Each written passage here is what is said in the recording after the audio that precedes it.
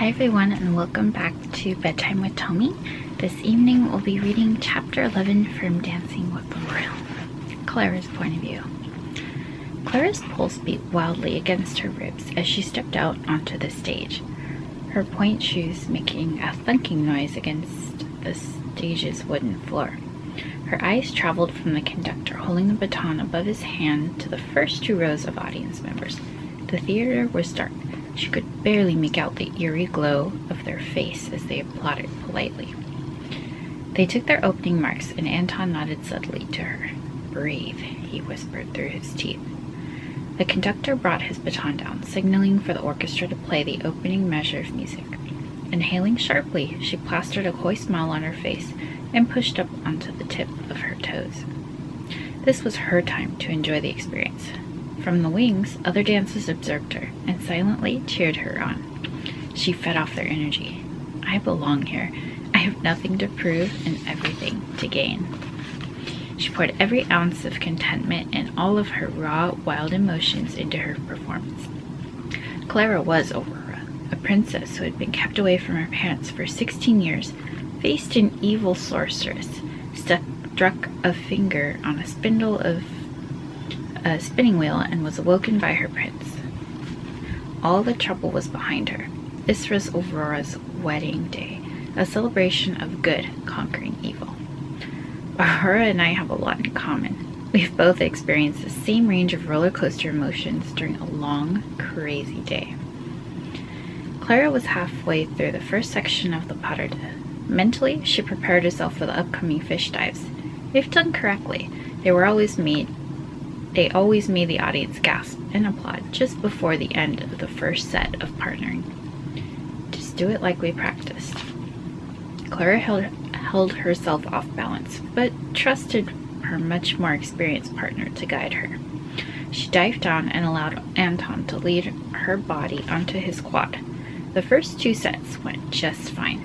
Heading into the third fish dive, she knew she was slightly off, and both she and Anton felt her foot start to give way. Clara didn't have time to be horrified and just pushed through the unknown. She didn't want to break the performance's spell. She leaned harder than she should have into Anton's leg. He adjusted to her. "You all right?" he mouthed to Clara. That made her. They made their almost final circle, his back turned to the audience. "Solid," she replied. On the last set of pirouette turns, she was going to have to improvise. Spur of the moment, Anton read her body language and muscled the turn, gripping the corset above her tutu tightly to completely support her. The last note hit. She leapt up and he caught her. Clara was proud of how much she had managed to fight through the performance. She was close to running on empty. However, she needed to get through the solo section and the finale. They took their bows, then exited the stage. "Remember to pace yourself, Clara. Slow and steady finishes the race. It's not a sprint. Focus on Aurora. Focus on the audience." The applause died down as Anton returned to the stage for his solo. The music changed from soft to a more powerful sound and hurried pace. Anton jumped and turned in the air, showing his polished technique and phenomenal footwork. Clara watched from the wings, trying to savor the moment. She wiped her forehead off with a coarse tissue, limping her way off the stage to where she hoped the audience couldn't see her. She was tempted to sit on the floor, but knew that mentally when she went down, she wouldn't get up. She lifted her foot and stretched against one of the portable ballet bars. There was a dull throb that continued to challenge her mental mind block. Knowing her entrance was coming up, she walked over to the closest wing and pounded her legs to try and keep her muscles moving and warm. The audience yelled, "Bravo!" in approval of their popular premier male dancer. She looked on, walking out as he panted shallowly, using his arms to express to the audience, "If you think my performance was well done, wait until you see my Aurora's." Clara took her spot in the center of the stage. The Aurora variation was known for its steps and choreography. It was one of the most popular variations a younger dancer could learn.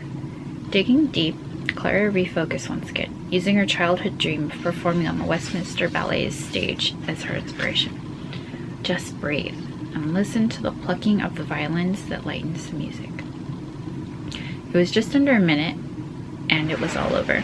She tried to stand tall, taking an extended time to bow and catch her breath.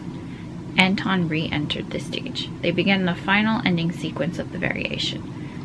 Clara and Anton expertly talked on stage and somehow managed to change the direction of which leg she used. Their final turns were by sheer willpower. They took their final set of extended bows together. Her gaze went to the royal box. She wondered if David or any of his relatives were up in the balcony. Yet, she didn't have time to ponder the thoughts. Her immediate focus was to take care of her ailing body. The curtains closed with a whoosh. Her face fell, and she leaned heavily against Anton. The fabric of his top was rough and soaked through. His body was a human furnace. "I don't think I can make it off the stage on my own," she admitted, and she grudgingly allowed herself to be carried off the stage by him. "I don't think I would have made it all the way through tonight." The ending was rough. It certainly wasn't my bet, but it's going to rank up there with the most emotional performance I've ever given. "You should be proud. I've never had such a stubbornly determined partner." His forehead creased. "Ankle or foot?" "Both," Clara answered point blank. "Toes and an overstressed ankle. Thankfully, it's not my Achilles." His jaw tightened.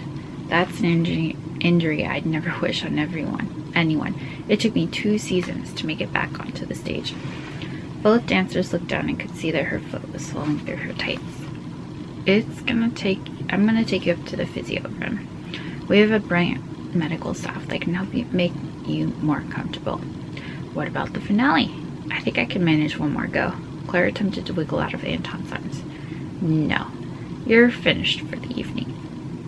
I've already gone this far. You might as well let me take my final bow. If you insist, I'll carry you out in the shoulder set. I refuse to let you walk out on that foot." "Think you can manage that?" Anton set her down on the chair. Clara nodded. "I feel guilty making you do all the work." "Don't. It's the male dancer's job to take care of his ballerina," he joked. "And besides, one advantage to my being out with the leg injury is that I'm the physically strongest partner on the company's roster." He flexed his biceps. They shared a laugh. Thank you for joining me. If you enjoyed chapter 11, don't forget to hit like and subscribe for more. Chapter 12 will be coming soon, and we'll see what happens from David's point of view. Have a good rest of your night.